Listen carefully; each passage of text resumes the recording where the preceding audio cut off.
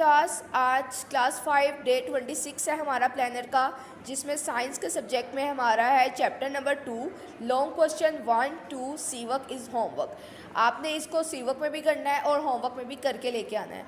Open your science copies और मेरे साथ इसको नोट डाउन करते जाएं। हमारा क्वेश्चन है right a note on advantage and disadvantage of micro organisms के माइक्रो ऑर्गेनिजम्स के फ़ायदे और नुकसानात क्या हैं। हम इसके बारे में पूरा तफसील से आंसर लिखेंगे। सबसे पहले हम एडवांटेज बताएंगे। एडवांटेज ऑफ माइक्रो ऑर्गेनिजम्स के फ़ायदे। सबसे फर्स्ट पे आ जाता है हमारे पास हेल्प इन प्लांट ग्रोथ, कि हमारे जो प्लांट्स होते हैं, पौधे हैं, उनकी ग्रोथ में मदद देते हैं। किस तरह से देते हैं हम उसको डिस्कस कर लेते हैं। सबसे पहले आता है many fungi leaves in roots of plants, they take their food from a plant and in return help the plants in absorbing nutrients and minerals from soils। क्या है कि हमारे जो प्लांट्स हैं, जो उनकी एंड पे जड़ें होती हैं, रूट्स होती हैं, उस पर फंजाई होता है। वो क्या करता है कि हमारे प्लांट्स का जो खुराक होती है, एक्स्ट्रा खुराक होती है, वो अपने पास ऑब्ज़र्व कर लेता है। फिर क्या करता है, उस टाइम पे अपने पौधों को उस टाइम पे पहुंचाता है जब उनके पास वो खुराक ख़त्म हो चुकी होती है। उनको ऑब्ज़र्व करके इन रिटर्न उनको वापस करता है help the plants in observing nutrients, उनको न्यूट्रिएंट्स बनाने में और मिनरल्स बनाने में मिट्टी के ज़रिए से मदद देता है। उसके बाद आ जाता है हमारे पास एंटीबायोटिक डेवलपमेंट। इसमें क्या होता है, many micro organisms are used to make antibiotics, for example penicillin.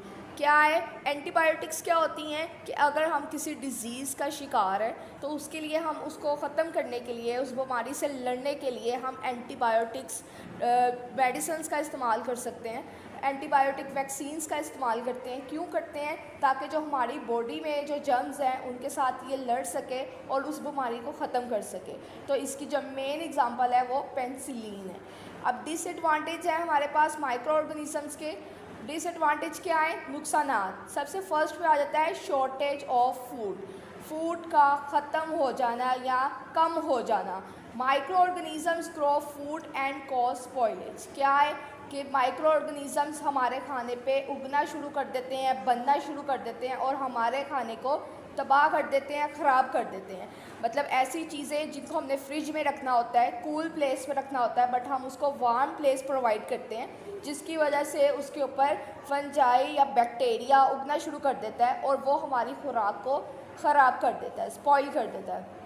Second पे हमारा डिसएडवांटेज है कॉजिंग डिजीज़, कि बीमारियों का बाइस बनती है। किस तरह से बनती है, micro organisms cause many kind of disease, बहुत सी बीमारियों का बाइस बनती है। प्लांट्स में, एनिमल्स एंड ह्यूमन, पौधों में, जानवरों में और यहाँ तक के इंसानों में भी ये बीमारी का बाइस बनती है। थर्ड पे आ जाता है हमारे पास सोर्स ऑफ डिजीज़ ट्रांसमिशन, कि ये हमारी बीमारियों को मुंतकिल करने का भी एक सोर्स है। किस तरह से, micro organism spread disease from one organism to another, कि ये एक ऑर्गेनिज्म से दूसरे तक बीमारियों को फैलाते हैं। इसी तरह से एक डिज़ीज़ दूसरे तक मुंतकिल हो जाती है, जो इसका सबसे बड़ा नुकसान है, डिसएडवांटेज है। तो क्लास ये हमारा लॉन्ग क्वेश्चन था number 1।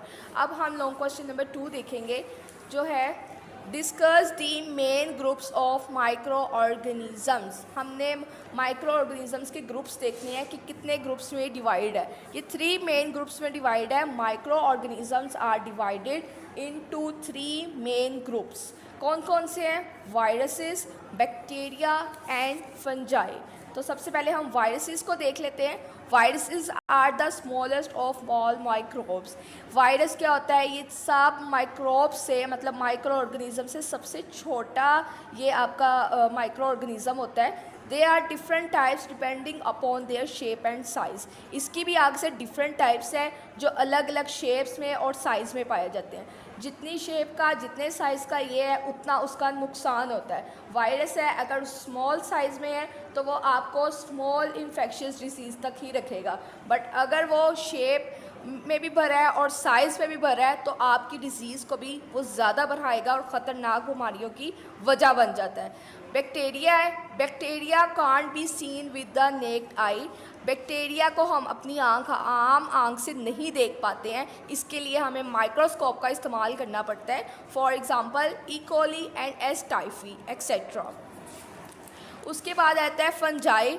They are bigger than viruses and bacteria. ये सबसे बड़ा होता है, ये वायरसेस से भी और बैक्टीरिया से भी।